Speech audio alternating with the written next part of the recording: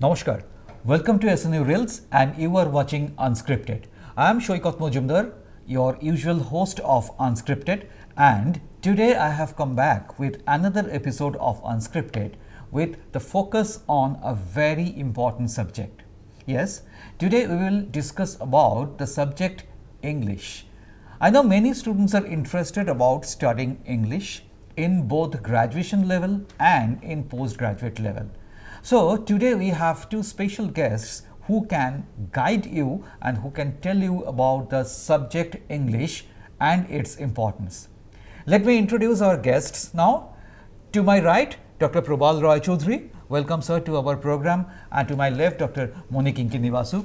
Welcome to our program, madam. Thank you, sir. So, today we will start discussing from the basics of the subject. English as a subject, I suppose all of you have, those who are watching the program and those who are going to higher studies, you have all studied English in your school level.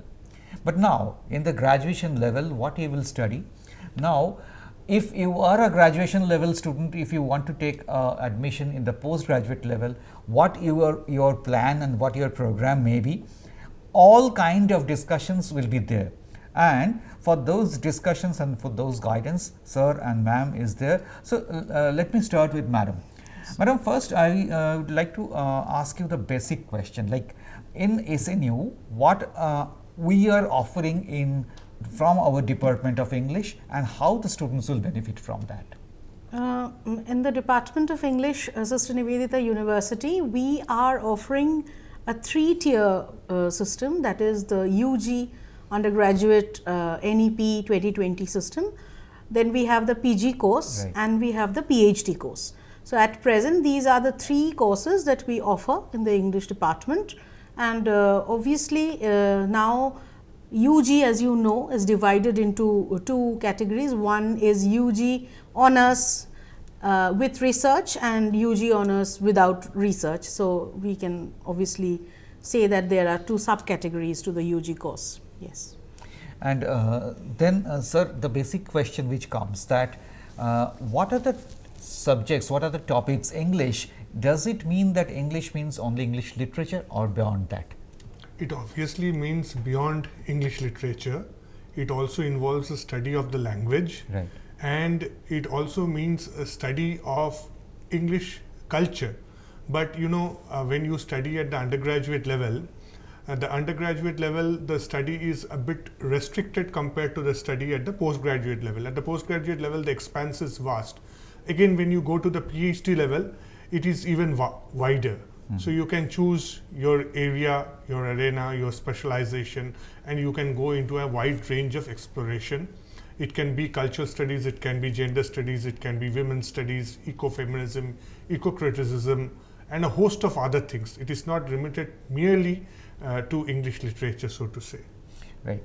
So, Monikinkini ma'am, apni bollen, like English is now it's without honors and with honors.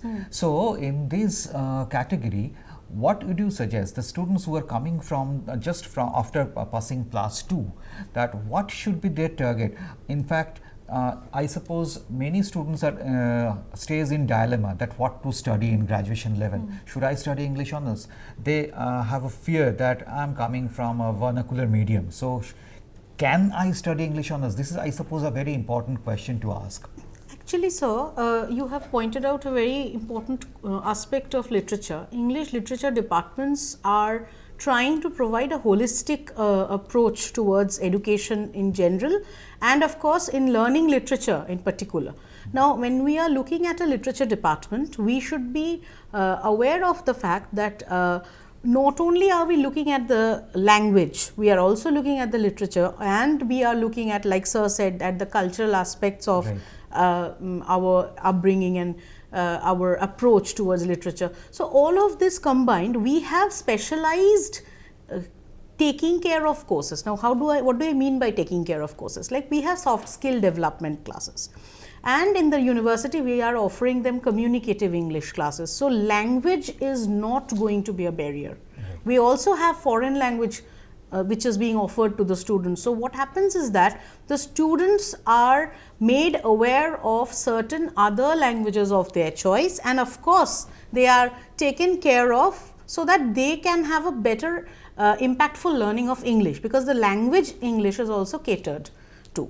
And as a literature department, what we are encouraging is that we should not only limit the person's thinking ability to the limitation of their language. So therefore, we are trying to give them customized classes. Like we are trying to make sure that there are summer quarters for slow learners. We are making sure that there are tutorials for the slow learners. As a result, what is happening is that the students are getting the complete support for their language to be taken care of. So if you are interested in literature, মানে সাহিত্যে যদি কারোর ন্যাক থাকে, শুধু ভাষার সমস্যার জন্য কিন্তু ইংলিশ পড়বো না, এটা কোনো সমস্যাই নয়। Exactly.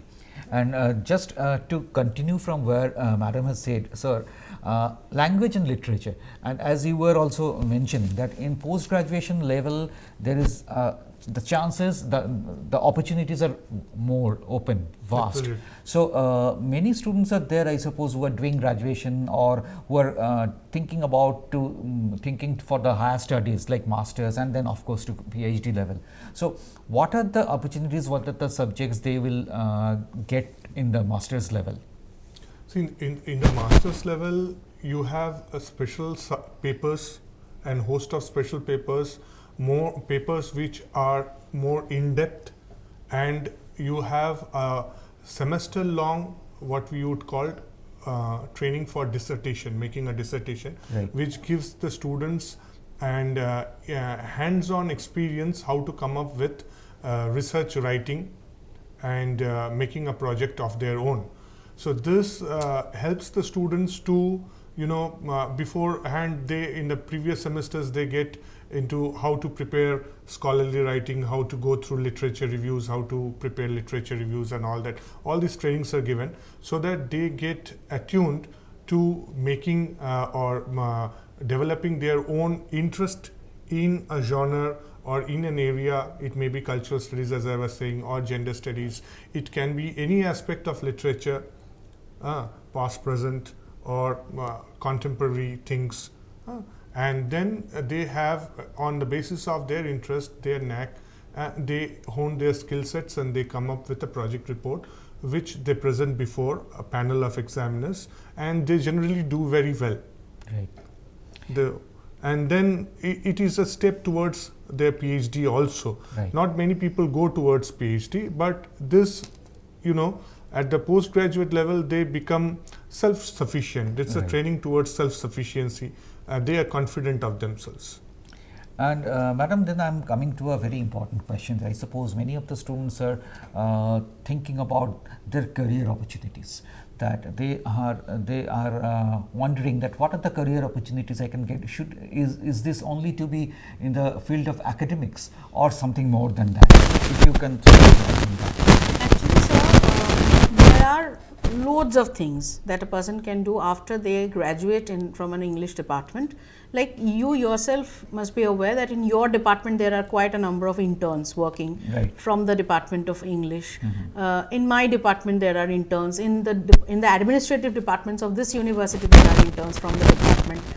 And beyond this, there are interns from the English department in all other relevant fields, like the field of HR, there is content creation, then there is front office jobs, then there are a number of other allied jobs that are mostly graded as office jobs or corporate jobs.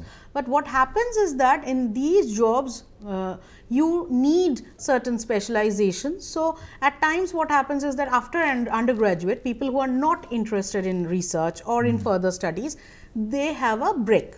Right. Now according to NEP 2020, internship is a must. Now, being a part of a large group, the Techno India group, SNU has the power to offer internships and placements, right, which is not limited to only technical courses. This is unique to SNU that humanities and social science department like English can now boast of about placing 70% of its students and offering internships to more than 80 to 85% of its present students. which is something I think unique to our university. And I personally have my team who take care of the requirements, like for example paperwork and everything, and of course it is very holistic for that matter. So that has happened since 2022. We have started with a small number of placements, like 4 or 5 people got placed in the first year, 22, then 23, 24 and 25. 25 placements are still on, and 23 and 24 has been very good with us, very good placements. And which are the fields the students are going to, and which are the fields they are going, getting more interested to go? They have been in HR, they have gone to front office jobs, like I said, also to schools. Multiple schools are recruiting from our university, because we have a program called the School Shakespeareans, wherein we have a good tie-up with quite a number of schools, wherein we have our friends teaching. And as a result, what happens is, if they require faculty members, they generally want our students to come in. So they have roped in many of our students, and we have quite a number of students working in schools and in different other institutions, like I mentioned in my previous answer. And as Madam was saying that Schools like Shakespearean is one of the projects you are working on. So, the English department, as far as I know, as far as my knowledge goes, that you have a number of projects and number of workshops, seminars you organize throughout the year. If you can elaborate on that, sir. So, we have many conferences and seminars. We recently had a seminar for research scholars, where research scholars came and presented their work. We also have an yearly event called a seminar on popular culture.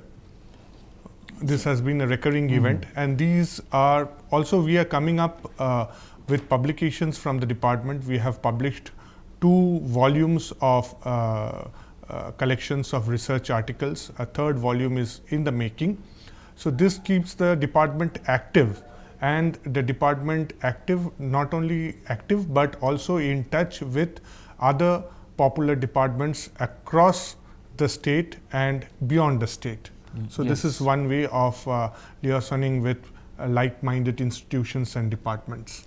Yes, in fact, I can remember last year, last to last year, you organized the seminar on characters and characterology, where also I got an opportunity to present my paper. So it's the cross-disciplinary approach, which now the UGC is also focusing on. If you can elaborate on that also. Actually, what happens now is that since we have now decided, and we are guided by UGC to be going beyond boundaries of department. So interdisciplinary is the next big thing, and I think Sister Nivedita University, with such allied departments, is one of the unique universities where interdepartmental research, regular thought process exchange, regular exchange of papers are always happening. Like for example, the media conclave that you have organized for the past few years.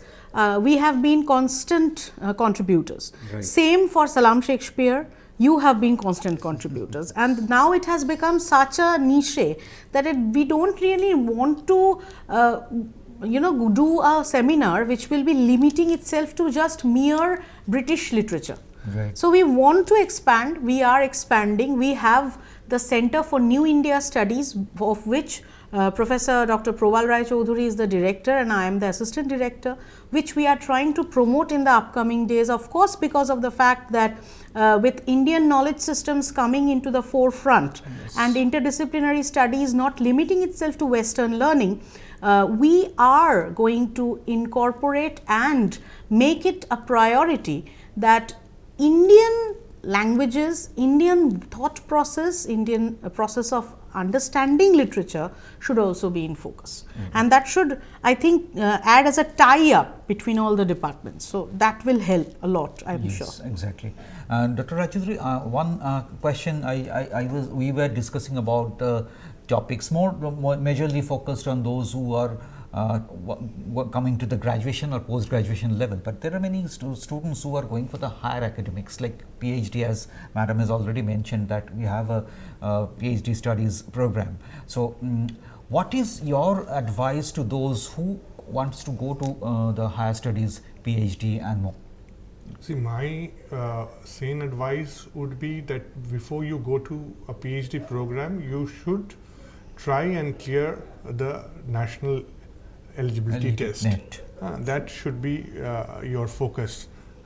And you should also develop a passion for a niche for an area.